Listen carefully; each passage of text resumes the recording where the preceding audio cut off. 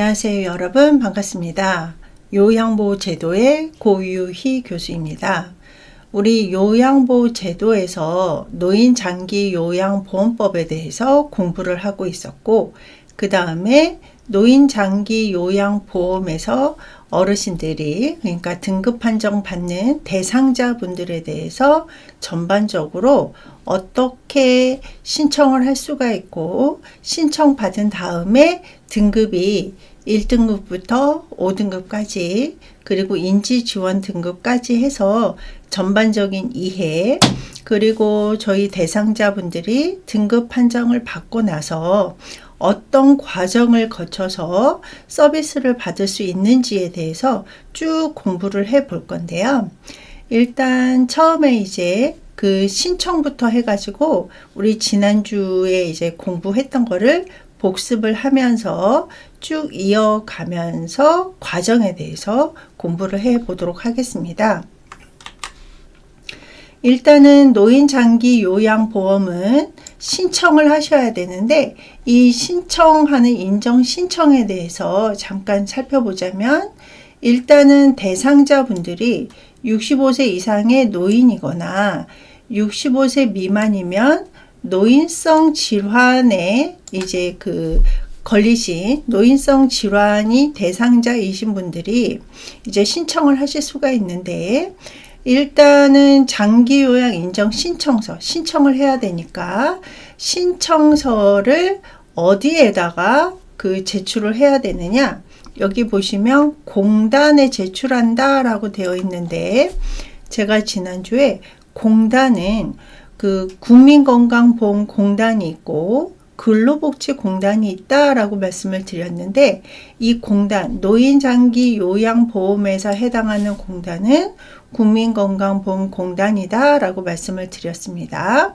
그리고 이제 나중에 이제 방문조사 끝나면 의사소견서라는 거를 제출을 해야 됩니다. 그래서 의사소견서, 장기요양인정신청서를 제출을 하면서 신청이 이루어지게 되는데, 이 본인이 신청을 하지 못한다 라고 했을 때 신청할 수 있는 그 대리인들이 어떤 사람들이 있는지에 대해서 다시 한번 살펴보자면, 일단 본인이 신청을 하실 수가 있고, 본인이 신청하실 수 없다 그러면 그 대상자분들의 가족이나 친족, 그러니까 가족은 이제 아실 테고, 친족 같은 경우는 이제 형제 자매라던가 이런 분들이 이제 친족에 해당이 되겠죠.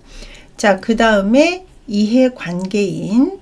자, 이해관계인 같은 경우는 예를 들어서 우리가 인정 신청이 처음에 신청하실 수도 있고, 나중에 유효 기간이 끝나서 갱신 신청을 하실 수도 있단 말이에요.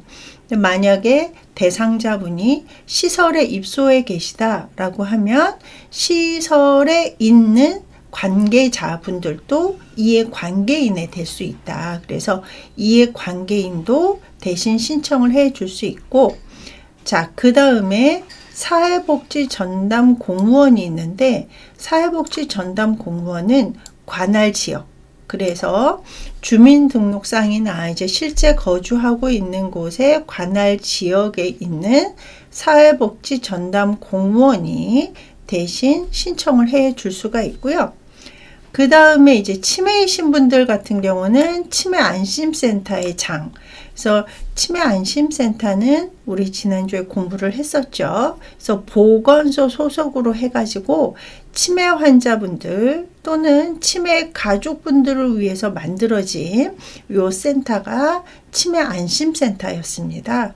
그래서 치매안심센터에서도 만약에 이제 치매 검사를 하려고 오신 분들 중에 치매가 있으시다라고 했을 때 대신 신청을 해 주실 수가 있고요.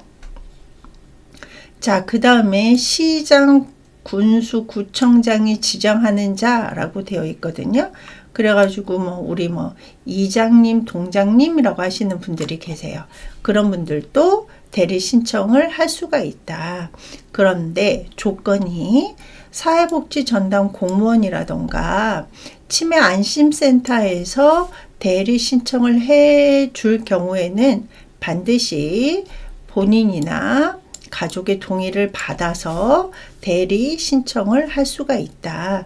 그래서 인정 신청은 어떤 사람들이 신청을 할 수가 있고, 대리 신청은 어떤 자격이 있는 사람들이 대리 신청을 할 수 있는지에 대해서 살펴봤고요.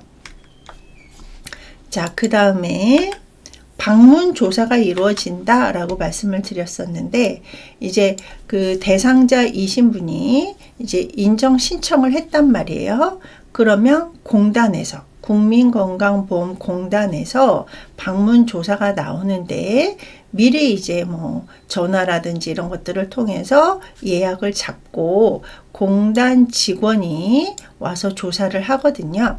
근데 공단 직원은 여기 보시면 사회복지사나 간호사 등이라고 되어 있는데, 사회복지사나 간호사의 자격증이 있고 어느 정도 경력이 있으신 분들이 공단에서 운영하는 소정의 교육을 이수한 다음에, 그러니까 소정의 교육을 받은 다음에 방문 조사가 이루어지게 되는 거예요. 그래서 이제 방문 조사이다 보니까 신청하신 분의 거주지를 방문을 해서 이제 대상자가 거주하고 있는 곳에 방문을 해서 어떤 검사를 하냐면 심신 상태나 신청인에게 필요한 장기 요양급여의 종류나 내용, 이런 것들을 이제 조사를 하게 된다. 그래서 이 조사를 이제 크게 두 가지로 나눈다라고 하면 기능조사와 욕구조사로 나뉘게 되는데요. 대상자의 심신 상태에 따른 기능조사, 그러니까 뭐 어떤 이제 그 우리가 보통 심신에서 이제 신체 말고도 이제 마음적인 것들, 그래서 뭐 예를 들어서 신경계 질환이라던가 이런 것들에 대한 기능 조사가 이루어지게 되고, 신체 상태에 따라서 대상자가 와상 상태냐, 그래서 전적으로 도움이 필요한 상태냐, 아니면 일부분 도움이 필요한 상태냐, 이런 것들도 이제 52가지 항목을 통해서 조사를 한다라고 말씀을 드렸고, 그 다음에 대상자이신 분이, 신청하신 분이 뭐 시설급여를 받고 싶으신 건지 재가급여를 받고 싶은 건지, 이런 것들에 대한 전반적인 조사가 이루어지게 되는 게 방문조사에 포함이 되는 내용이고요. 자, 그 다음에 방문조사가 이루어지고 의사소견서까지 첨부가 되면 이제 공단에서 등급 판정을 이제 내리게 되는데요. 이 공단 같은 경우, 국민건강보험공단은 방문조사가 완료가 되면 이제 조사 결과서, 그 다음에 장기요양 신청서, 그리고 의사소견서, 그 다음에 기타 필요한 뭐 자료, 이런 것들을 이제 다 첨부를 해가지고 등급판정위원회라는 것이 이제 열린단 말이에요. 그러면 등급판정위원회에 제출을 해서 등급판정위원회에서 최종 마지막으로 이제 등급이 나오게 되는 거죠. 그래서 제가 등급판정위원회 같은 경우는 전문가들이 이제 몇 명이 모여가지고 이루어진다라고 말씀을 드렸어요. 그래서 뭐 의사, 뭐 그 다음에 이제 공단에서 이 관할하는 이제 그 전문가라던가 이런 분들이 다 모여가지고 이제 등급판정위원회가 열리는데, 이 등급판정위원회는 이 심의에 필요한 자료를 다 검토를 해서, 위에는 이 모든 자료들을 검토를 해가지고 신청인이 자격 요건이 충족이 되는지, 그러니까 뭐 65세 이상이신지 아니면은 65세 미만인데 노인성 질환에 걸렸는지, 이런 것들에 대해서 자격 요건을 보고, 또 자격 요건이 충족이 되면서 6개월 이상 혼자서 일상생활 하기가 어려워서 누군가의 도움이 꼭 필요하다라고 인정이 되는 경우에 등급 판정 기준에 따라서 수급자로 판정한다, 이렇게 되어 있거든요. 수급자라는 거는 이제 서비스를 받을 수 있는 사람들을 수급자라고 합니다. 그래서 등급판정위원회는 모든 자료를 검토를 해서 등급 판정을 내려가지고 수급자로 판정이 되면 이제 등급 판정은 그 기간이 정해져 있단 말이에요. 그래서 신청인이 신청서를 제출한 날로부터 30일 이내, 그러니까 부득이하면 30일을 더 연장할 수 있기는 하지만 기본적으로는 어르신이 뭔가 도움이 필요하기 때문에 신청을 했다라는 간주하에 신청한 날로부터 30일 이내, 그러니까 30일 이내라고 하면은 뭐 빠르면은 뭐 일주일이나 열흘이 될 수도 있지만 아무리 늦어도 30일 이내에는 등급 판정을 이제 신청자에게 연락을 할 수 있어야 되고요. 자, 그 다음에 판정 결과가 이제 1등급부터 시작을 해서 5등급까지 그리고 인지지원 등급이 있다라고 말씀을 드렸는데, 자, 여기에서 많이 기억하셔야 되는 게 장기 요양 인정 점수. 장기 요양 인정 점수와 요 상태에서 1등급은 전적으로 도움이 필요한 자, 2등급은 상당 부분 도움이 필요한 자, 3등급은 부분적으로 도움이 필요한 자, 4등급은 일정 부분 도움이 필요한 자, 이렇게 구분을 해 놨다. 그래서 우리가 이 판정 결과 같은 경우는 이제 일상에서 어르신들 주변에 있는 나이 드신 분들이 많이 물어보시고, 그 다음에 우리가 이제 시험 볼 때도 자주 나오는 거이기 때문에 꼭 기억을 해 주셔야 되고요. 그 다음에 5등급하고 인지지원 등급은 치매 환자에 한한다 라는 걸 꼭 기억하시기 바랍니다. 그래서 만약에 대상자가 뭐 예를 들어서 나이가 80이신 분이 등급 신청을 하셨는데, 여기 보면 5등급은 여기 보시면 이제 45점부터 50점까지거든요. 그래서 만약에 80이신 분이 46점을 맞으셨어요. 그러면은 이제 5등급이 될 수도 있고 안 될 수도 있는데, 그 기준이 뭐냐? 그 80세이신 분이 갖고 계신 질병이 치매이냐 다르냐에 따라서 달라진다라는 거죠. 뭐 예를 들어서 뇌혈관성 질환, 우리 노인성 질병에 뇌혈관성 질환이 있었잖아요. 그래서 뇌출혈로 인해 가지고 편마비가 되셔서 등급 신청을 하셨는데 46점을 받으셨다라고 하면은 5등급이 안 된다라는 얘기죠.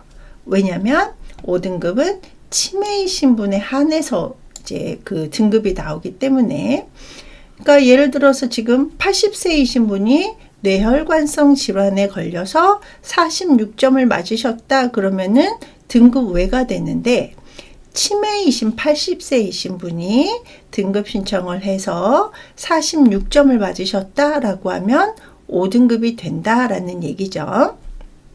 그래서 이거 같은 경우는 잘 기억을 해 주시기 바라고요. 자, 그 다음에 판정 결과, 이제 결정이 나서 판정 결과에 대한 통보가 이루어진단 말이에요. 그래서 공단은 등급 판정 결과를 이제 그 장기 요양 등급이 몇 등급이다. 그 다음에 요양 인정 유효 기간은 뭐 몇 년이다. 그리고 장기 요양 급여의 종류와 내용은 어떻다라고 이제 그 명시가 되어 있는, 써져 있는 장기 요양 인정서라는 게 있고, 우리 뒤에서 장기 요양 인정서를 한번 이제 보여드릴 겁니다.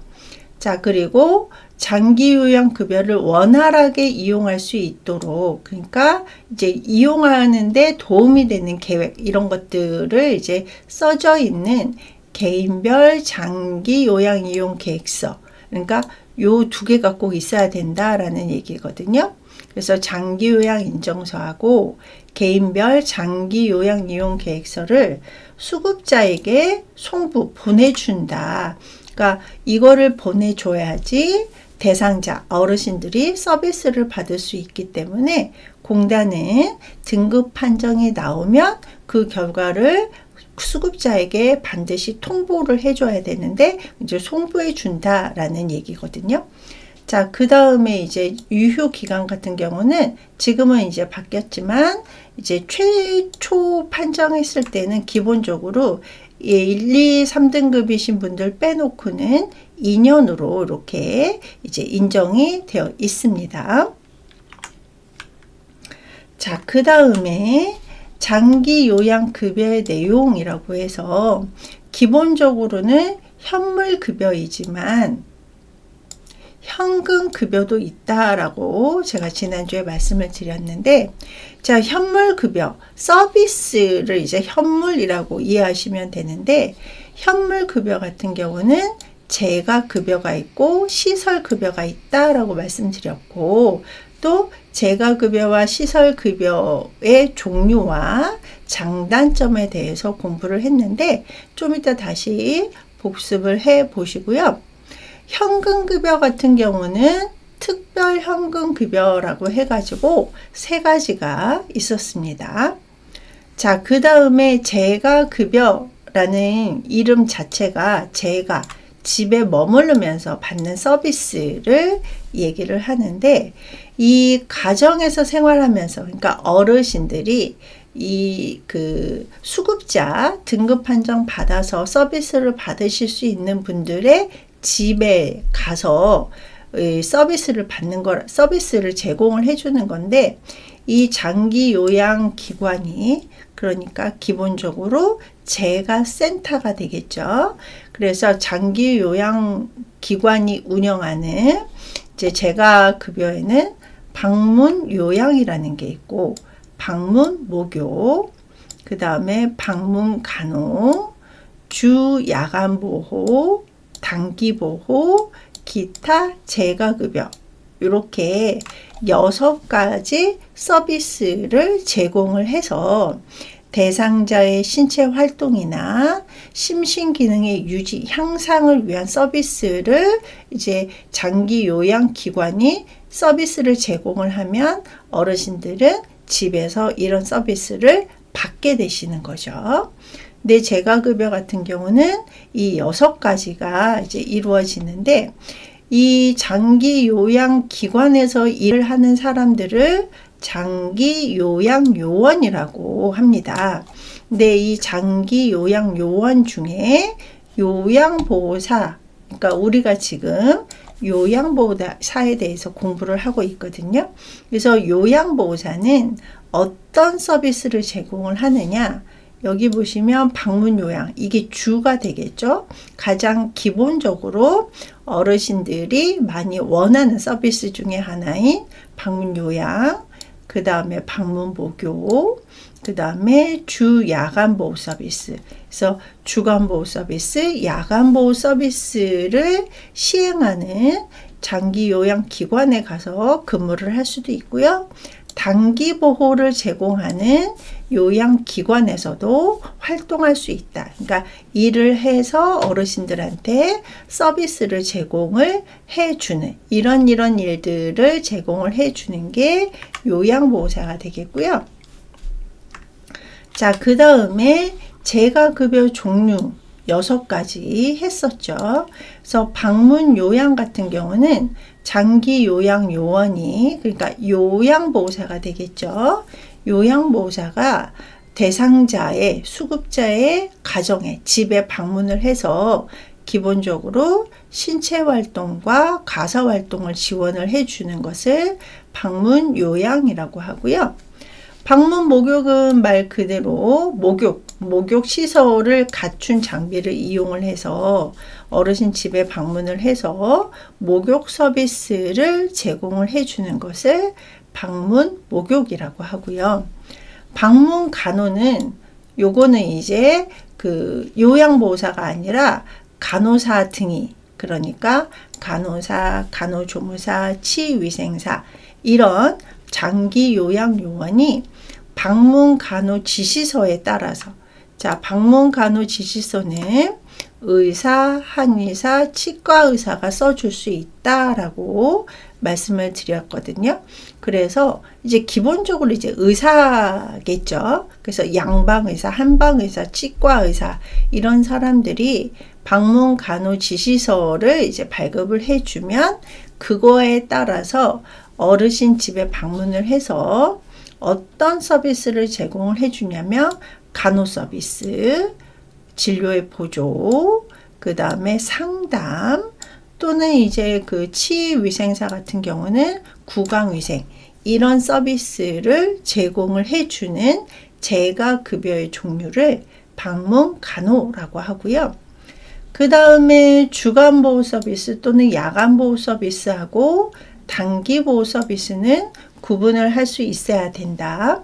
자, 그래서 받는 서비스는 거의 비슷한데 하루 중 일정 시간 동안 서비스를 받느냐 아니면 일정 기간 동안 받느냐에 따라서, 그러니까 주간보호 서비스, 야간보호 서비스는 어르신이 집에 머무르면서 하루 중 일정 시간, 7시간, 8시간 이런 식으로 이제 일정 시간 동안 기관에 가서 서비스를 받는 거고, 단기 보호 같은 경우는 일정 기간, 그래서 5일, 7일, 10일 이런 식으로 일정 기간 동안 요양기관에 가서 서비스를 받는 요 차이가 이제 주간보호 서비스, 단기보호 서비스의 차이이고요.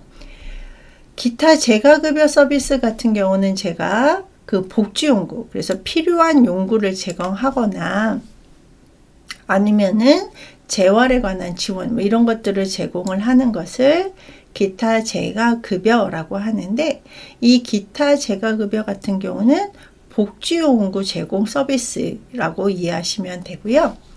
그 다음에 우리 재가급여의 장단점에 대해서 지난주에 배웠었는데, 장점은 내 집에서 생활을 하기 때문에 친숙한 환경에서 지낼 수가 있고, 그 다음에 개인 중심 생활을 할 수가 있다.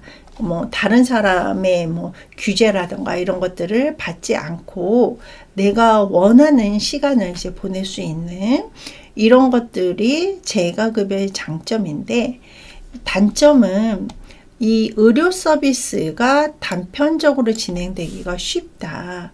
왜냐면 이제 의료인들이 그러니까 방문 간호를 받거나 아니면 방문 요양 같은 경우는 하루 중 일정 시간 동안 어르신 댁에 방문을 해서 서비스를 받게 되잖아요.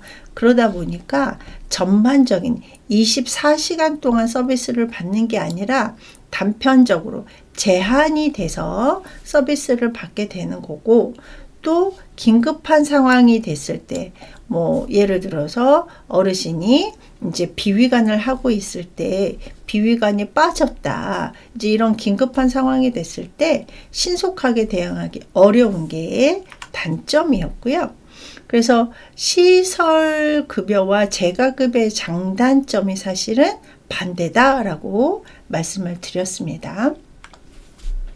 자, 그 다음에 시설급여 같은 경우는 어르신들이 시설에 입소해서 받는 서비스인데, 노인 요양 시설이 있고 노인 요양 공동 생활 가정이 있다라고 말씀을 드렸거든요. 근데 요양 시설이나 노인 요양 공동 생활 가정이나 받는 서비스는 같은데 무엇이 구분이 되냐면, 대상자가 몇 분이 생활을 하시느냐에 따라서 구분이 됐었거든요. 그래서 요양시설 같은 경우는 10인 이상, 10명 이상의 대상자이신 분들이 같이 생활을 하는 곳이고, 노인 요양 공동생활 가정은 5명에서 9명까지, 그래서 거의 생활이 이제 그 가정과 같은, 그러니까 집에서 생활하는 것 같은 이런 이제 그 서비스를 받는 걸로 구분이 되고, 그 다음에 아까 재가급여와 시설급여의 장단점이 반대다 이렇게 말씀을 드렸는데, 시설급여의 장점은 종합적으로 제공을 받을 수 있다. 그러니까 아까 재가급여의 단점은 단편적으로 서비스를 받을 수밖에 없는데, 시설 같은 경우는 거의 24시간 종합적으로 서비스를 받을 수가 있고, 단점은 이제 그 지역 사회하고 떨어져 지내기 때문에, 그러니까 시설에 입소해서 생활을 하기 때문에 가족이나 형제하고 떨어질 수밖에 없는 뭐 이런 이제 그 단점이 있고, 또 개인 중심 생활이 좀 어렵죠. 단체 생활을 하다 보니까 이런 단점이 발생을 하게 됩니다. 자, 그 다음에 특별현금급여 같은 경우는 현재 가족 요양비만 시행 중이다 이렇게 되어 있어요. 근데 특별현금급여는 이렇게 세 가지가 있었단 말이에요. 가족 요양비가 있었고, 특례 요양비가 있었고, 요양병원 간병비가 있었는데, 이 가족 요양비 같은 경우는 지금 가족분들에게 현금을 이제 제공해 주는, 그러니까 만약에 어르신이 여러 가지 이유로, 그러니까 뭐 신체 정신 이유 아니면 성격상의 사유 등으로 방문 요양이나 시설에 입소하기 어려우신 분들에게 이 가족분들한테 방문 요양에 상당한 이 서비스를 받았을 때 현금으로 지급을 해 주겠다라는 거고요. 특례 요양비 같은 경우는 이제 현재 시행은 되고 있진 않지만, 어르신들이 장기 요양 기관이 아닌 시설에 이제 입소를 하거나 아니면은 재가나 시설급여에 상당하는 서비스를 받았을 때 현금을 주겠다라고 이제 그 법적으로만 명시가 되어 있는 게 특례 요양비고요. 요양병원 간병비 같은 경우는 어르신들이, 그러니까 등급 판정을 받으신 어르신들이 요양병원에 입원했을 때 이제 요양병 간병비에 해당하는 거를 일부를 현금급여로 지급을 해 주겠다라는 건데, 이 요양병원 같은 경우는 이제 국민건강보험에서 이제 혜택을 받기 때문에 중복으로 노인장기 요양보험에서 특별 현금급여가 지금 현재는 이루어지지 않고 있습니다. 자, 그 다음에 장기요양기관에서 이 들어간 비용에 대한 청구, 그러니까 돈을 본인 부담금 또는 뭐 국고에서 나오는 거, 그 다음에 우리가 낸 보험료로 이제 해당하는 것들, 이런 것들을 다 청구를 하고 어떻게 이제 공단에서는 지급을 하는지에 대해서 잠깐 살펴보자면, 장기요양기관은 그러니까 재가급여라던가 시설급여, 그러니까 재가센터나 요양시설에서 어르신들한테 서비스를 제공을 했을 때는 이 기관은 공단에, 국민건강보험공단에 이 들어간 비용을 청구를 할 수가 있거든요. 그래서 청구를 하게 되면 공단에서는 이 청구를 받았을 때 바로 지급을 하는 게 아니라 심사가 들어가요. 이 심사. 그래서 적정한지, 정말 이만큼 들어갔는지, 혹시 들어간 거에 비해서 너무 많이 청구를 한 건 아닌지, 이런 것들을 다 심사를 하게 되거든요. 근데 이제 국민건강보험공단에서 하는 것들이 너무 많다 보니까 심사평가원이라는 곳에 이제 위임을 해가지고 심사평가위원회에서 심사를 하게 되거든요.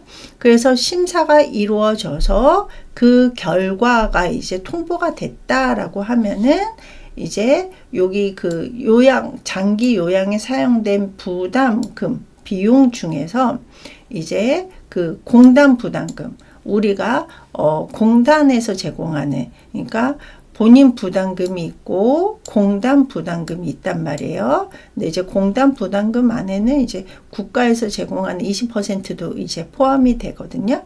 이런 이제 공단 부담금을 해당 장기 요양기관에 지급을 이제 하게 되는, 그래서 비용이 발생이 됐을 때 이 요양기관은 공단에다가 비용을 청구, 얼마가 들었습니다 라고 해서 청구해서 달라라고 할 수가 있고, 공단에서는 청구를 받았다. 그러면은 그거를 심사를 해가지고 심사 결과에 따라서 공단 부담금을 장기요양기관에 지급을 해야 된다. 이게 이제 비용 청구와 지급에 해당하는 거고요.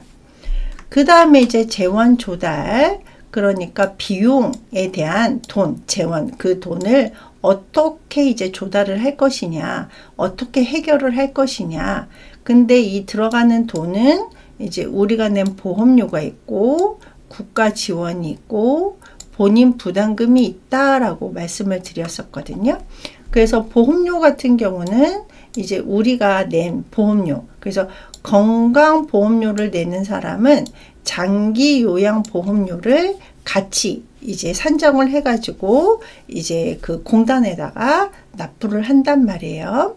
근데 공단 같은 경우 국민건강보험공단에서는 이 노인장기요양보험료와 건강보험료를 같이 이제 받게 되지만 각각 독립회계를 한다. 그러니까 노인장기요양보험은 흑자고 돈이 많고 국민건강보험공단은 돈이 없다라고 해서 노인장기요양보험을 이제 건강보험에서 가져갈 수 없다라는 얘기고요. 자, 그 다음에 국가 지원은 모든 부담금의 20%를 이제 국가에서 부담을 하게 되는 거죠. 그리고 의료급여 수급자 같은 경우에는 이제 급여 비용의 일부, 의사소견서의 발급 비용이라던가 방문 간호 지시서에 해당하는 이런 이제 그 돈에 해당하는 것들은 이제 국가에서 대신 부담을 해주게 되어 있습니다. 자, 그래서 이번 시간은 복습을 했고요. 잠깐 쉬었다가 2교시 이어서 하도록 하겠습니다.